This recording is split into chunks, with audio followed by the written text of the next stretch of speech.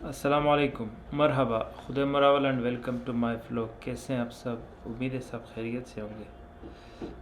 مجھے آج ارشد شریف کی شہادت کا بہت زیادہ دکھ ہوا، اور مجھے نہیں پتہ کہ مجھے یہ دکھ کیوں ہوا۔ ویسے اگر بات کی جائے تو بحیثیت مسلمان، ہر مسلمان کو کسی بھی انسان یا جاندار کی موت پر افسردہ ہونا چاہیے، لیکن ارشد شریف کی شہادت پر مجھے اتنا ہی افسوس ہوا اور اتنا دکھ ہوا جتنا مجھے جنید جمشید کی شہادت پہ ہوا تھا۔ حالانکہ میں ارشد شریف کو نہیں جانتا تھا، وہ مجھے نہیں جانتے تھے، تو مجھے اتنا دکھ کیوں ہوا؟ مجھے شاید یہ دکھ اس لیے ہو رہا ہے کہ ان کو آج جس مظلومیت کے ساتھ شہید کیا گیا ہے، یہی انداز اور یہی طریقہ کار پچھلے 75 سالوں سے اور خصوصیت کے ساتھ پچھلے 20-25 سالوں سے ہمارے ساتھ بھی ہو رہا ہے۔ ہم بھی اسی طرح سے مظلومیت کے ساتھ ہمیں مارا جا رہا ہے، ہمیں قتل کیا جا رہا ہے۔ میں بحیثیت پشتون بات کر رہا ہوں، تو میں پشتون قوم کی بات کروں گا۔ تو آج ان کو بھی اسی طرح شہید کیا گیا جس طرح ہمیں شہید کیا جاتا رہا ہے۔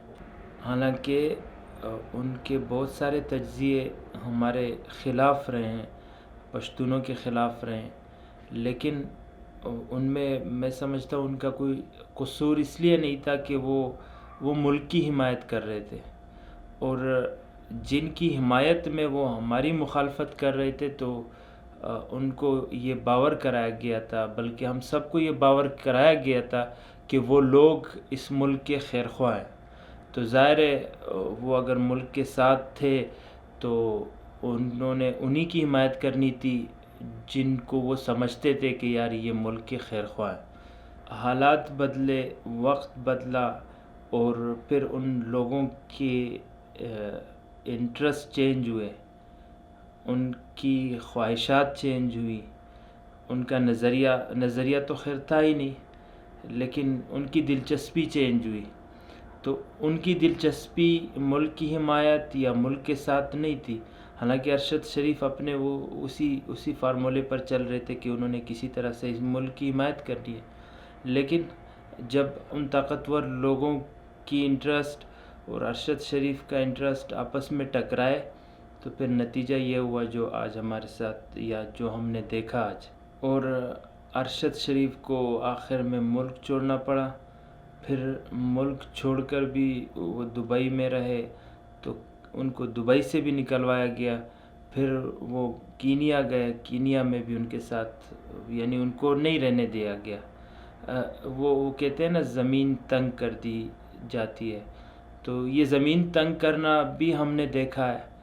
جس مظلومیت اور جس طریقہ کار سے ان کو شہید کیا گیا، یہ ہم بھی اسی طرح شہید ہوتے رہے، اور یہی بنیادی وجہ ہے کہ آج مجھے ان کی شہادت پہ بہت زیادہ دکھ ہے۔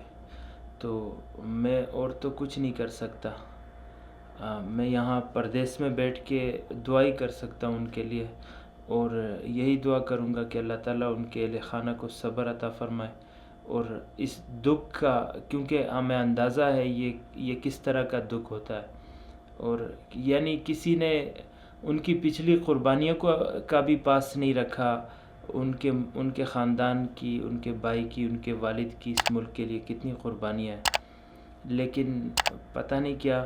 اور مجھے ایک بات یاد آتی ہے کہ جب میں ان کا تجزیہ سنتا تھا کبھی، تو ایک لمحے کے لیے میں چونک سا جاتا تھا کہ یار یہ بندہ کس طرح کی باتیں کر رہا ہے، یہ جو باتیں کر رہا ہے یہ تو کچھ امپاسبل سی باتیں ہیں، کیونکہ ایسی باتیں کرنا تو یہاں پر ایسا ہے کہ جیسے بیل مجھے مار، تو وہ بیل آیا اور آج ارشد شریف کو لے گیا۔